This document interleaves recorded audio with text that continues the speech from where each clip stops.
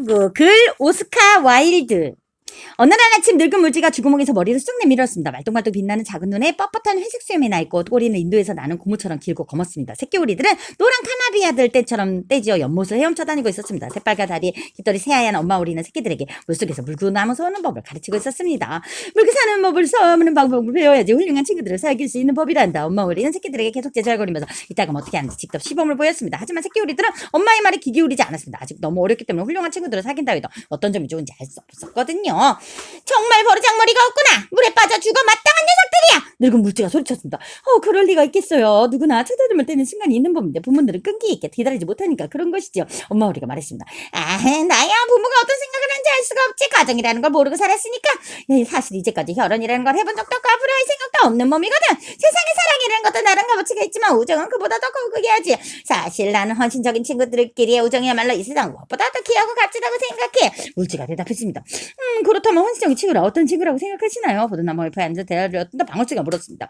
맞아요. 나도 꼭 그걸 알고 싶어요. 엄마 오리가 말했습니다. 엄마 오리는 연못 가장자리로 헤엄쳐더니 다시 한번 새끼들에게 어떻게 하는지 보여주려고 물속에서 물들고 나무러졌습니다. 그런 멍청한 소리를 하다니 헌신적인 친구는 내게 아까미 없이 주는 친구를 말하는 거지. 물지가 소리쳤다. 그럼 그 친구에게 포답으로 뭘 해주나요? 은빛 나뭇가지가 떨어지자 작은 날개를 퍼득이며 방울씨가 말했습니다. 무슨 소리인지 알 수가 없고. 물지가 말했습니다. 제가 무슨 소리인지 알 수 있도록 이야기 하나 해드릴까요? 방울새가 말했습니다. 나한테 들으라고 하는 얘기인가? 그렇다면 기꺼이 듣지. 내가 이야기를 얼마나 좋아하는데. 물지가 말했습니다. 들어두면 좋은 이야기지요. 방울새는 나무에서 날아내려 연못가에 앉더니 헌신적인 친구에 관한 이야기를 시작했습니다. 옛날 옛적에 한스라는 작은 사람이 있었답니다. 방울새가 이야기를 시켜서 물론 아주 특별한 사람이었겠지. 물지가 아니에요. 특별하다고 할 게 별로 없었어요. 만씨가 착하고 얼굴 둥글둥글하니 재미나게 생겨 사람을 기분 좋게 만든다는 사실을 빼놓으면 말이죠. 작은 집에 혼자 사는 센치를 매일 정원을 가꾸면서 지냈어요. 이 세상에 한스의 정원만큼 멋진 정원은 없었죠. 페랭이 꽃, 비단, 양꽃무, 냉이, 바위, 떡풀 같은 것들이 자라고 있었습니다. 또 분홍장미와 노란장미를 알락을 닮은 옅은 자주색 크리코스와 황금색 크리코스, 보라색 제비꽃과 하얀색 제비꽃도 있었고요. 그 밖에 참매 발톱꽃과 황새냉이, 마요나라와 야생 나륵풀, 서양깨풀과 붓꽃, 수선화와 정향나무가 있어 달의 바람 바퀴에 따라 맞죠. 저마다 꽃을 피웠어요. 한 꽃이 실을 들면 다른 꽃이 피어났으니 언제라도 그동안에 아름다운 꽃이 피어있을까 향기로운 꽃냄새가 가득했죠. 작은 한스에게는 친구가 많았어요. 하지만 그중에서 진정 친구라면 장악한 친구인 뚱보, 휴밀러를 뽑을 수 있죠. 정말이지 그 부유한 방학중인 보잘것없는 한수와 참 친했어요. 한수와 정말 눈치 없다가 그 눌타리에 어떻게 돼서 꽃다발을 만들거나 하는 그 나무를 키기도 했답니다. 파이비 이걸 모르면 자두의 버찌를 주머니 가득 따기도 했죠. 친구라면 내 것이 없는 거야. 방학과 주임이 그렇게 말했다면 작은 한스는 미소를 지며 고개를 끄덕였어요. 그런 멋진 말을 할 수 있는 친구를 둔 게 너무 자랑스러웠거든요.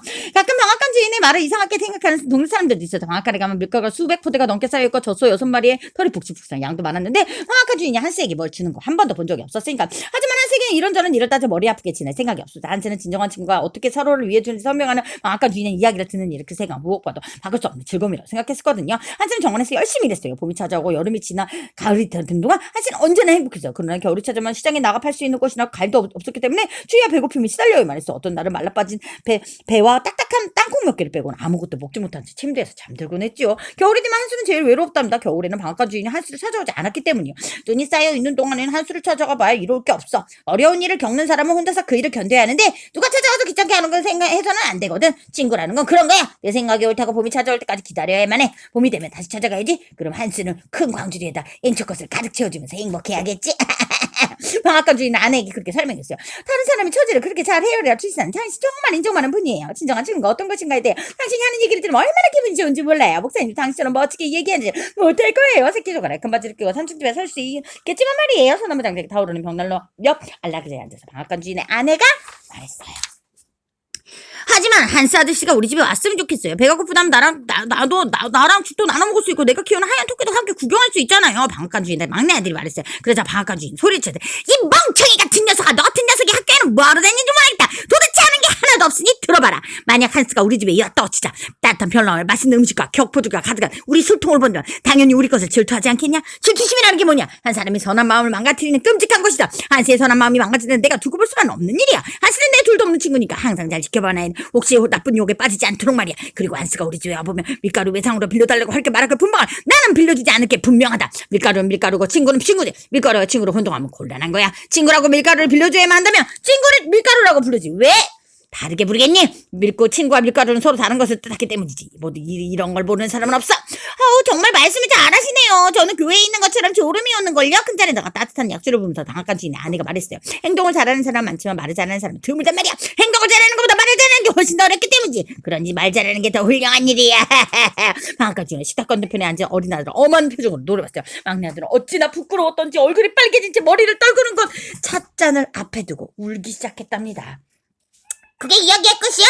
물지가 묻자 방아쇠가 대답했어요. 아니요, 이제 막 시작한 거예요. 이제는 어떻게 이야기하는지 잘 모르고 있고만 요즘 이야기를 잘하는 사람들은 끝에부터 이야기를 시작해 다시 처음으로 돌아갔다 다시 중간으로 끝을 낸단 말이야. 새롭게 이야기하는 방법이지. 전에 어떤 젊은이를 데리고 연못을 산책하다 비평하는 그런 말을 한 적이 있어. 비평하는 그 문제에 대해 참 오랫동안 말했는데 그의 말이 옳다는 것을 알 수 있었지. 왜냐하면 대머리에 푸른색 안경을 쓴 데다가 젊은이가 뭐라고 말할 때마다 항상 맙소서 대꾸하고 그랬어. 어쨌건 계속 이야기를 해보시지. 방앗간 주인이 꽤나 마음에 드는걸. 나도 멋진 생각들이 많기 때문에 그 사람과 비슷한 점이 많아. 글쎄요. 방울새는 양쪽 다리를 종종거림을 치며 말을 계속하였습니다.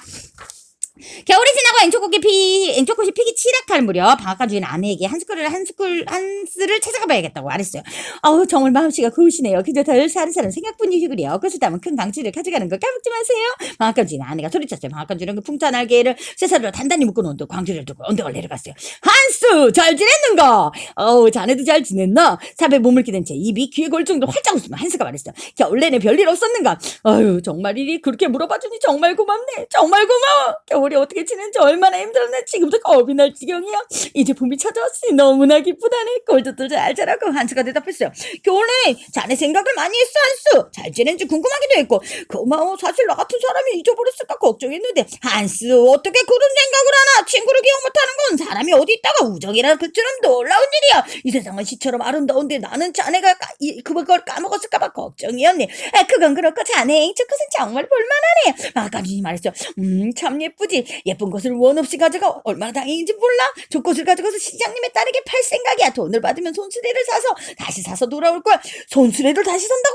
그럼 전에 있던 손수레는 팔아버렸단 말인가? 그게 무슨 바보 같은 짓이야. 맞아. 하지만 어쩔 수 없었어. 알다시피 내게 겨울이나 끔찍한 계절이지 않은가. 빵 한 조각 싸먹을 돈도 생기지 않아. 그래서 교회 갈 때 입는 외투에 은단추를 떼어다 팔기 시작하다가 그 다음에는 은시개줄을 그 다음에는 담배 파이프를 그러다가 나중에는 손수레까지 팔아버렸지 뭐야. 하지만 이제 다시 사올 생각이야.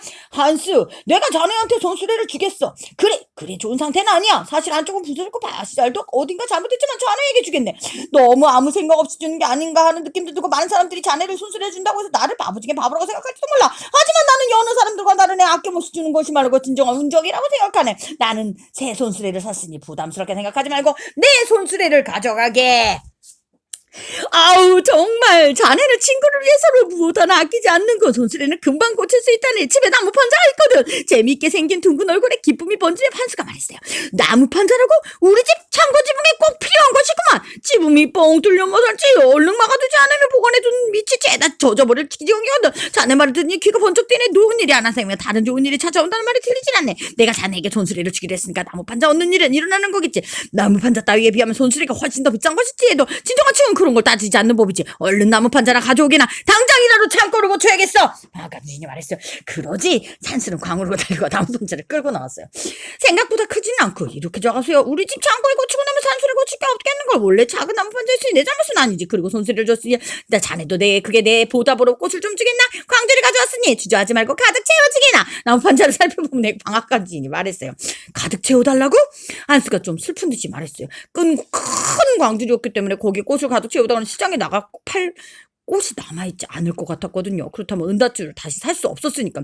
거참 내가 자네에게 손수레를 주지 않았는가? 그렇다면 꽃 좀 달라는 게 너무한 말은 아니지. 내가 잘못 생각하는 것인지 모르겠지만 진정한 친구는 자기 이익만 챙기려는 마음을 버려야 한다고 생각하네. 방앗간 주인이 말했어요. 나쁜 인간. 우린 친절한 절친한 친구야. 제일 친한 친구지. 이 정원에 있는 꽃은 언제라도 자네의 꽃이네. 은단치야 나중에라도 살 수 있는 것이니 자네의 고귀한 이야기를 듣는 게 나는 더 좋다네. 한스는 정원으로 달려가서 예쁜 앵초꽃을 보드 꺾고 방앗간 주인의 광주리에 담았어요. 잘 있게나 한스. 방앗간 주인의 어깨에는 나무판자를, 손에는 커다란 광주리를 든 채 언덕길을 올라갔어요. 잘 가게. 한스도 대답했어요. 그리고 즐거운 듯 땅을 파기 시작했어요. 손수레 생각을 하니 너무 신이 났거든요. 이튿날 한스가 현관 위쪽 외에 인동 덩굴을 올리려고 못을 박는데 길에서 방앗간 주인이 부르는 소리가 들렸어요. 한스는 사다리에서 내려와 정원 울타리를 너머로 왔어요. 그곳에는 큰 밀가루 포대를 짊어진 방앗간 주인이 서 있었어요. 내 친구 한스! 나 대신 시장 가서 이 밀가루 포대를 짊어지고 가면 안 되겠나?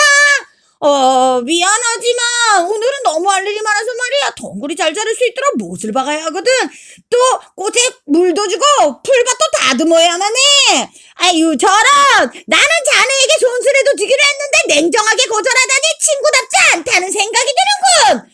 아, 그렇게 말하지 말게. 친구답지 않다니 천만의 말씀이야. 그렇게 말하고는 집에 들어가 모자를 쓰고 나오더니 어깨에 큰 포대를 짊어지고 터벅터벅 걸어갔어요.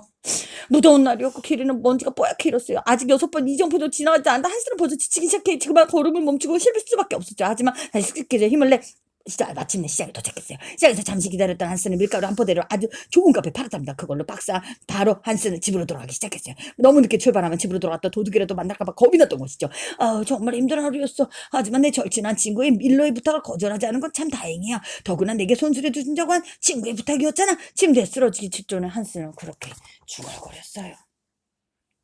다음날 아침 일찍 방앗간 주인이 밀가루 파는 값을 받으러 갔는데 한스는 너무 힘이 들어 침대에서 일어나지 못했답니다. 아유 이거야 원 자네 왜 이렇게 게으른가? 나는 자네에게 손수레도 주기로 했는데 이제는 더 열심히 일해야 하는 거 아닌가? 게으름은 큰 죄악이라고. 내 친구 중에 게으른 사람이 있는 거 딱 질색이야. 이렇게 대놓고 얘기하냐 듣기는 싫지만 하는 수 없네. 내가 자네의 친구가 아니라면 이런 말을 할 수도 다 없겠지. 하지만 마음 놓고 얘기하지 못한다면 친구라는 게 다 무슨 소용이겠어. 듣기 좋은 말만 해서 상대방을 편안하게 안춤하는 말은 누구나 할 수 있는 말이지만 적어도 진정한 친구라면 듣기 싫은 말도 해야 하는 법이 같은 소리도 꺼려서는 안 돼.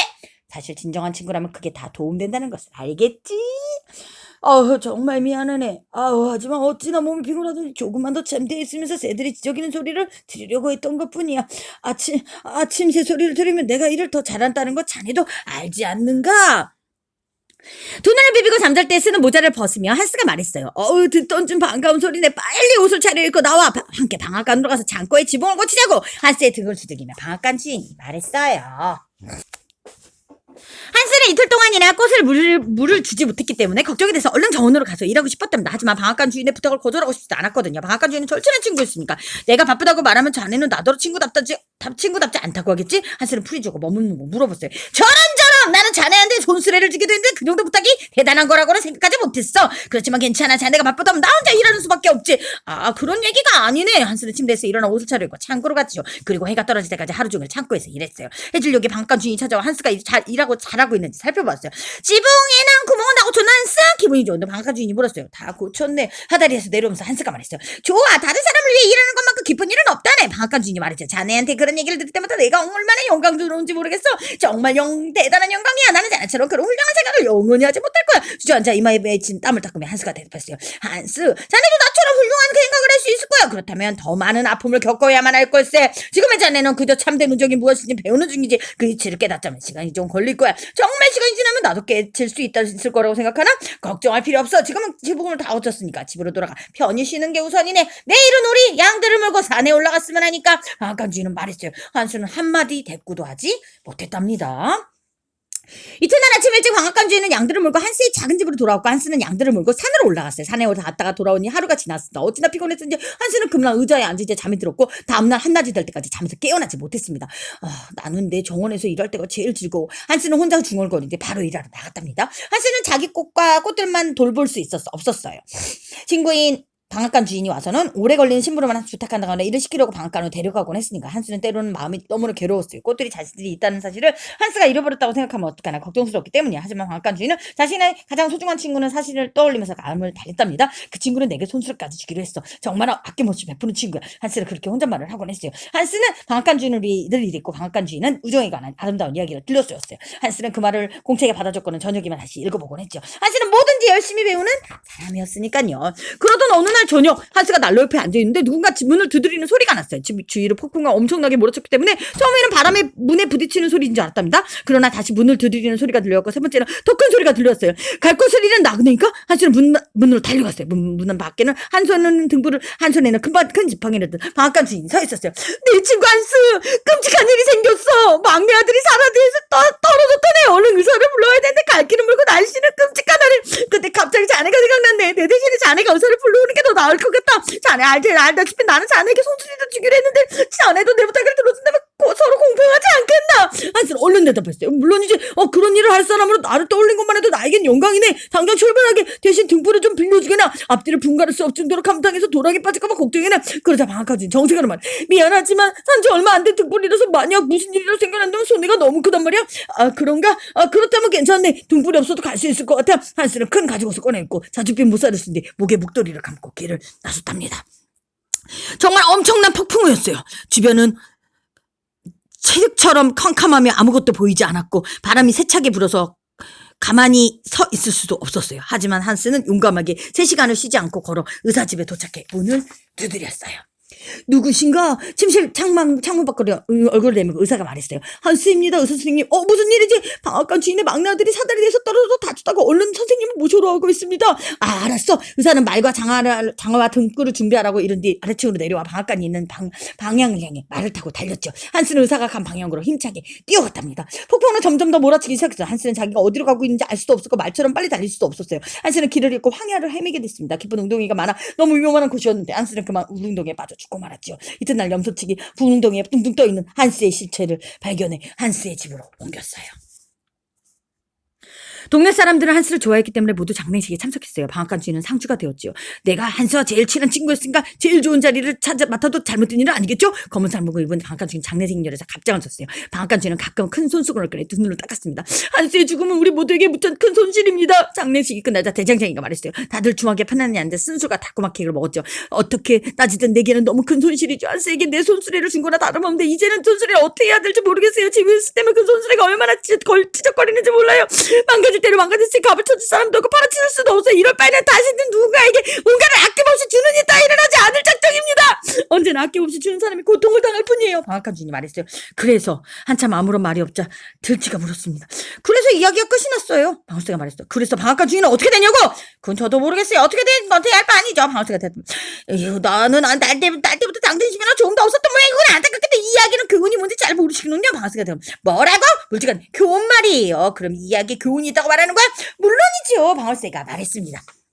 저런 이야기를 시작하기 전에 말했어야지. 교훈이 있는 이야기로 미리 말했으면 진작 귀 기울이지도 않았을 텐데 사실은 비평어처럼 맙소사라고 말했어야 했어. 하지만 지금도 듣지 않았어. 상당히 화가 난 목소리로 물지가 말했습니다. 그리고는 목청을 높여 맙소사라고 외친 뒤 꼬리를 흔들고는 지구 목소리로 다시 들어갔습니다. 몇 번이 지난 뒤 첨벙첨벙 헤어치며 다시 다가온 엄마 우리가 말했습니다.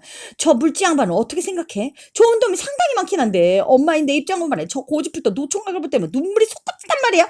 기쁜 나쁘게 말한 것 같아서 걱정이 되거든요. 그저 교훈이 있는 이야기를 들려준 것 뿐인데 말이에요. 방울새가 대답하자 엄마 우리가 말했습니다. 저런 세상에서 제일 위험한 일을 저질렀네. 이 글을 쓰는 저도 엄마 오리의 말이 옳다고 생각합니다. 헌신적인 친구에는 한스의 장례식이 나옵니다. 외국에서 영화를 보면 장례의 모습이 우리나라와 다르죠. 죽은 사람이 가족이나 친척, 친구가 모두 검은 옷을 차려입고 묘지에 둘러서서 목사님의 주도로 예배를 봅니다. 예배가 끝나면 참석한 사람들이 들어가며 관예에 흙을 뿌립니다. 우리의 전통 장례식 모습은 어떠한가요? 우리나라의 경우 장례식은 보통 죽은 지 3일째 되는 날에 지냅니다. 3일이는 죽은 사람이 부활할 저승에 갔다가 되돌아오는 기간에서 비롯되었다는 거. 상여가 집을 나갈 때 상여 앞에서 제사를 지내고 나서 상여 위에 관을 놓습니다. 장여행년 앞에 명정이 서게 되고 맨 뒤에 문상객이 따릅니다. 묘지에 관을 내리고 땅을 단단히 다지고 제사를 지냅니다. 장례를 지내는데 상주는 죽은 사람의 맏아들이 되고 자손이 없을 경우에는 가장 가까운 친척이 되겠습니다. 상복은 죽은 사람에 대한 산 사람들의 예의를 표현하는 방식으로 예전에는 삼배로 만들어 입었습니다. 오늘날에는 한복일 경우는 흰색 또는 검정색, 양복은 검정색을 입습니다. 이야기 끝!